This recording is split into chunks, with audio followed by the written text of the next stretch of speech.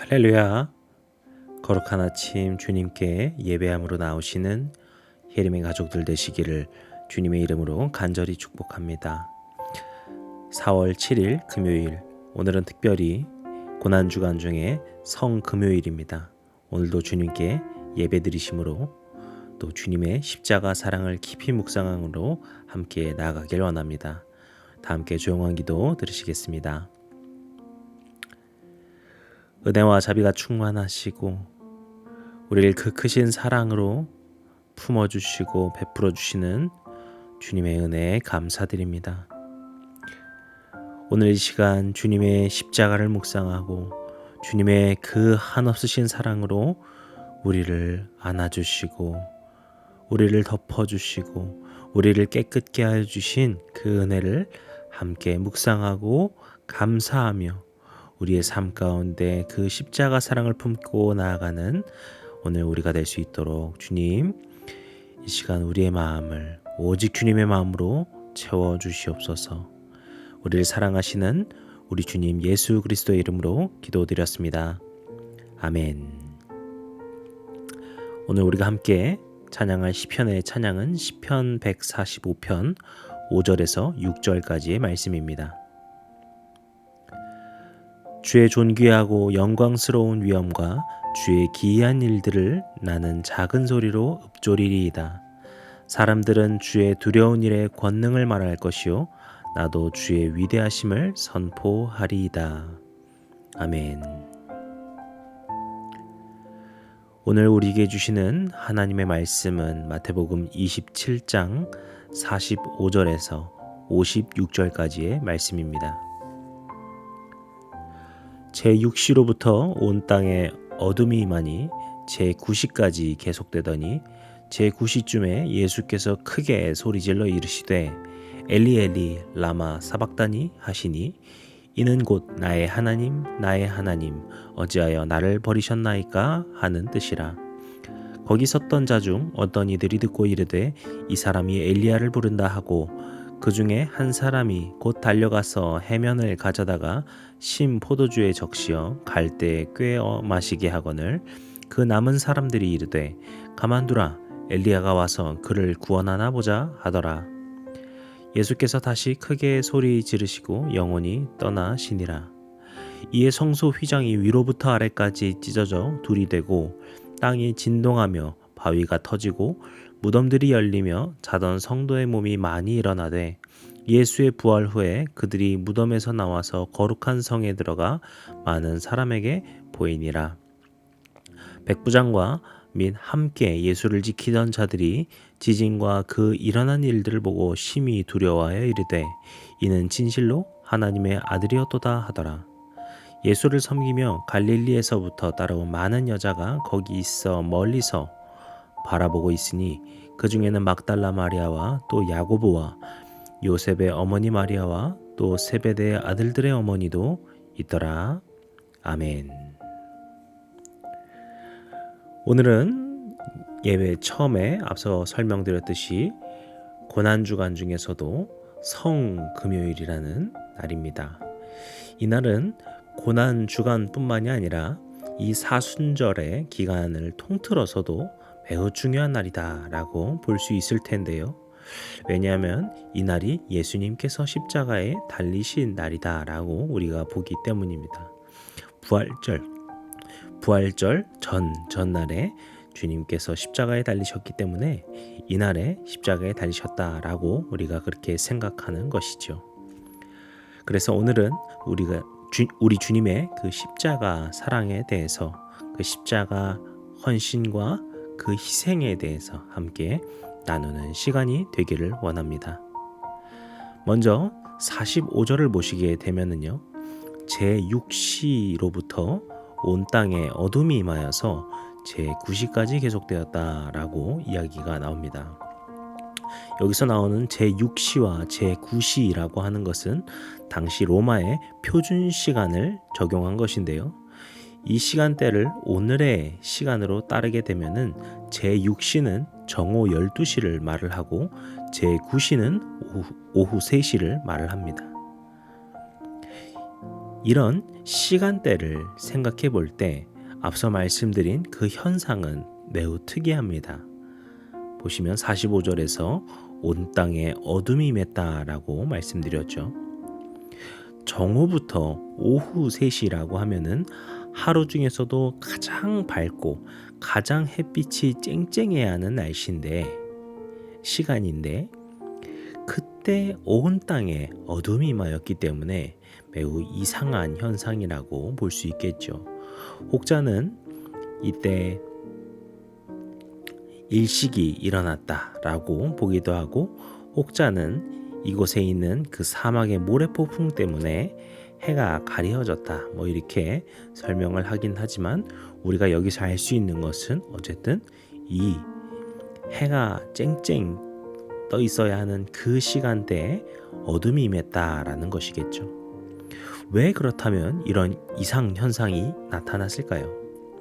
이제 예수님의 죽으심이 임박했음을 보여주는 것이죠. 그리고 이후에 예수님께서 실제로 돌아가시게 되었을 때 또 다른 이상 현상들이 나타나게 되는데요. 이렇게 예수님의 그 죽음과 함께 특별한 사건들이 일어나고 있음을 우리가 볼 수 있는 것입니다. 예수님께서 이때 크게 소리를 지르시게 됩니다. 46절에 나오는 것처럼 엘리 엘리 라마 사박다니라고 하는 말인데요. 이것을 번역하여서 나의 하나님 어찌하여 나를 버리셨나이까 라는 뜻이라고 설명을 하고 있습니다. 이 엘리 엘리 라마 사박단이라는 말은 어떤 특별한 이해할 수 없는 언어가 아니라 예수님께서 사역 내내 계속해서 쓰고 계시고 또 많은 유대인들이 사용하던 언어인 아람어입니다. 그렇다면 47절 말씀과 이어볼 때 조금 이상하게 느껴질지도 모르겠습니다. 왜냐하면 거기 섰던 사람들 중에서 예수님이 말하는 것을 듣고서 이 사람이 엘리야를 부른다 라고 말을 했기 때문이죠.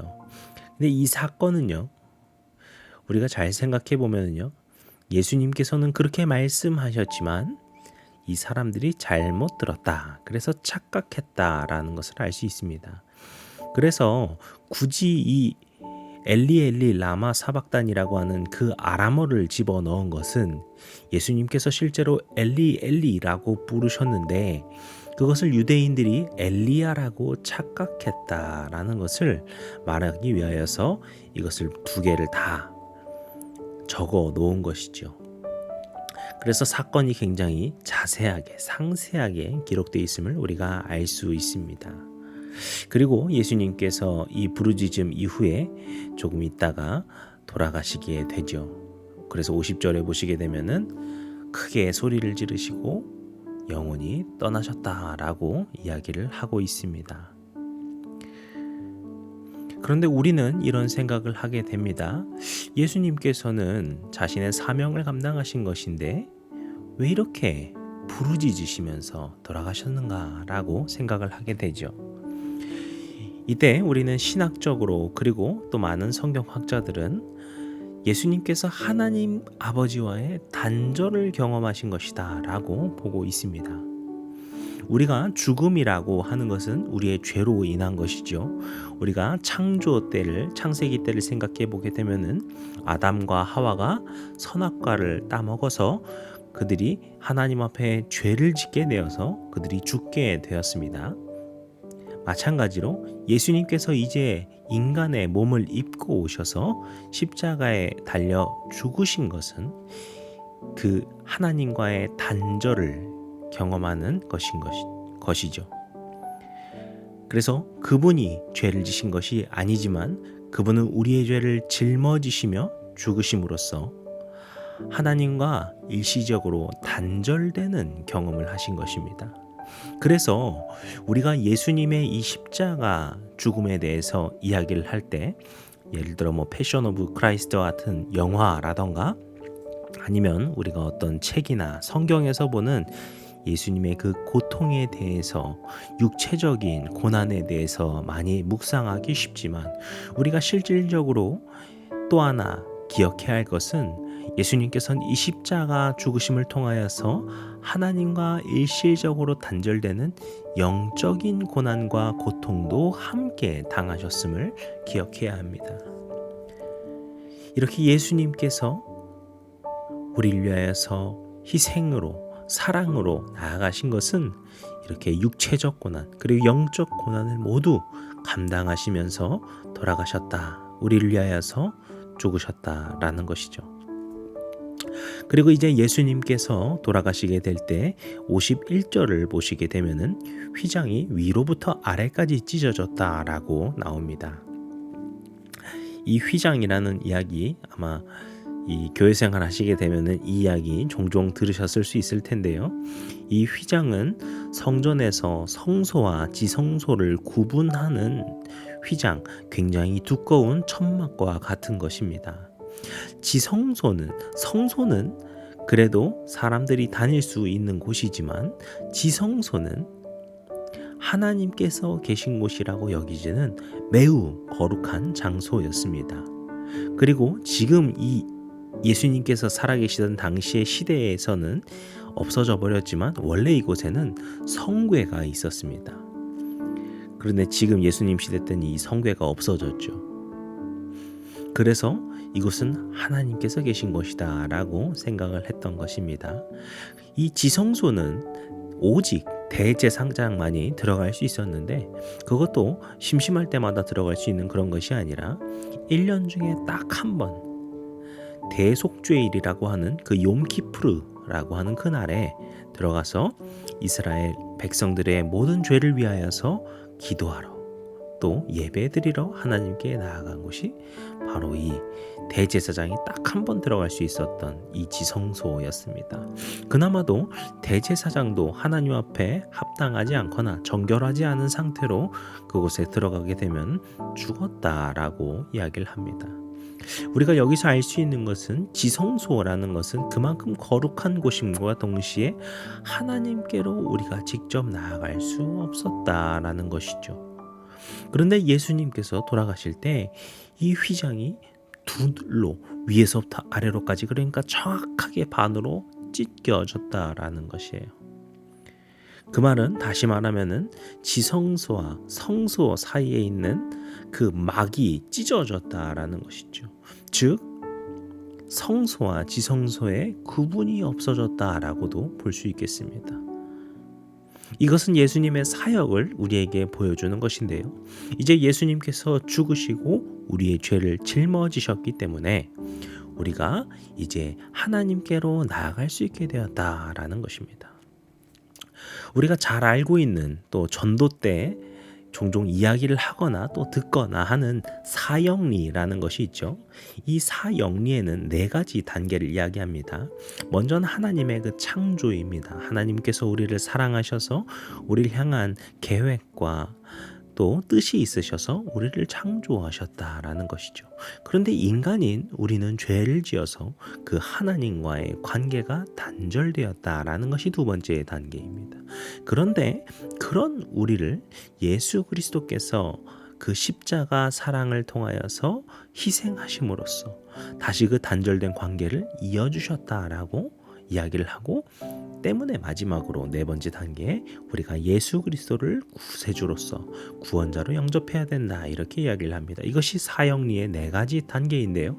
앞서 말씀드린 그 3단계 이야기를 생각해 보시면 바로 이해하실 수 있겠죠. 하나님과 죄로 인하여서 완전히 끊어져 버렸던 그 관계가 예수 그리스도의 그 십자가를 통하여서 주님께서 우리의 죄를 대속하여 지심을 통하여서 우리가 주님과의 그 관계가 이어지게 되었다라는 것이죠. 이처럼 예수님의 사역은 그 십자가의 희생과 사랑은 우리와 하나님을 연결시키고자 하심이다라는 것을 우리가 본문을 통하여서 다시금 이 휘장을 통하여서 묵상을 하게 됩니다. 그리고 이어지는 마지막 그 52절부터 56절까지의 이야기는요. 앞서 말씀드린 것처럼 뭔가 이상현상이 일어나는 것 그리고 또 그 십자가의 사건을 목격한 여러 사람들을 쭉 기록하는 것을 볼 수 있습니다. 이것은 이 예수님의 그 죽으신 사건이 거짓으로 일어난 것이 아니라 진정으로 일어난 사건임을 밝히는 것이었습니다. 바리새인들은 예수님께서 죽으시고 부활하신 사건을 은폐하고 거짓으로 덮어버리려고 하는 일들을 많이 했죠. 그렇기 때문에 복음을 전하는 과정에서 굉장히 중요한 것 중에 하나가 예수님께서 정말로 그곳에서 핍박을 당하셔서 그 죄 없으신 분이 십자가에 달려 죽게 되셨고, 그때 정말 수많은 일들이 일어났고 그것을 수많은 사람들이 목격했다라는 것을 말할 필요가 있다라는 것이죠. 그래서 예수님께서는 진정으로 십자가에 달리셨다. 그리고 또 엄청난 이상현상이 그때 일어났고 우리들이 그 모든 일들을 목도했노라. 이것을 이야기한다고 볼 수 있습니다. 이것이 우리를 위하여서 죽으신 그 예수 그리스도의 이야기의 그 어떻게 보면은 그 이생에서의 그 죽으시기 전까지의 이야기라고 볼 수 있겠습니다. 이렇게 오늘 우리는 예수님의 십자가 죽음에 대해서 이야기를 나누었습니다. 그런데 우리가 이것이 고난주가 아니고 또 앞서 말씀드린 성금요일이기 때문에 십자가 죽음에 대해서 묵상을 하게 되지만, 잘 생각해보면 이것은 오늘 묵상할 이야기가 아니라, 그리고 예전에 묵상해야 됐던 이야기가 아니라 우리의 삶의 모든 순간순간 매일매일 묵상해야 할 이야기라고 생각합니다. 우린 당연하게 생각하면 그것들을 참 많이 잊어버리기도 하는 것 같습니다. 우리는 예수님의 이러한 정말 크신 고난과 또 결국에 그 죽으심을 통하여서 구원받게 되었음을 늘 항상 기억해야 할 것입니다. 우리를 구원하시기 위하여서 예수님께서 십자가 위에서 육체적인 고난 또 영적 고난을 당하시면서 그 아픔을 감내하시고 감당하시면서 죽으셨음을 우리가 기억해야 할 것입니다. 오늘 우리가 이 고난주간의 성금요일을 맞으면서 이러한 주님의 십자가 희생과 사랑을 깊이 묵상하고 그 사랑 가운데 살아가시는 복된 우리 혜림의 가족들 되시기를, 그런 주님의 그 사랑을 또 희생을 마음에 깊이 품고 새기며 매일매일의 하루를 살아가시는 혜림의 가족들 되시기를 주님의 이름으로 간절히 축복합니다. 기도하시겠습니다. 우리를 위하여서 죽으시고 다시 사신, 또 우리에게 그 크신 사랑을 보여주신 주님의 은혜에 감사드립니다. 오늘 우리가 함께 묵상한 주님의 그 희생을 다시금 우리 마음 깊이 묵상하고, 오직 우리가 살아갈 때 주님의 그 사랑 가운데 살아가는 제자들 되게 도와주시옵소서. 주님께서 우리를 위하여서 죽으신 그 모든 그 아픔의 과정들, 그 육체적으로 영적으로 고난당하셨던 그 모든 사건을 우리도 마음 깊이 새기며 오직 주님의 그 사랑에 감격하는 마음으로 살아가는 주의 자녀들 될 수 있도록 축복하여 주시고, 주님 그런 복음의 삶을 살 수 있도록 날마다 도와주시옵소서. 우리를 사랑하시는 우리 주님 예수 그리스도의 이름으로 기도드렸습니다. 아멘. 이제 우리 주기도문 함께 들으시고 오늘 예배를 마치도록 하겠습니다. 하늘에 계신 우리 아버지여, 이름이 거룩히 여김을 받으시오며 나라의 임하옵시며 뜻이 하늘에서 이룬 것 같이 땅에서도 이루어지이다. 오늘날 우리에게 일용할 양식을 주옵시고 우리가 우리에게 죄진 자를 사하여 준 것 같이 우리 죄를 사하여 주옵시고 우리를 시험에 들게 하지 마옵시고 다만 악에서 구하옵소서.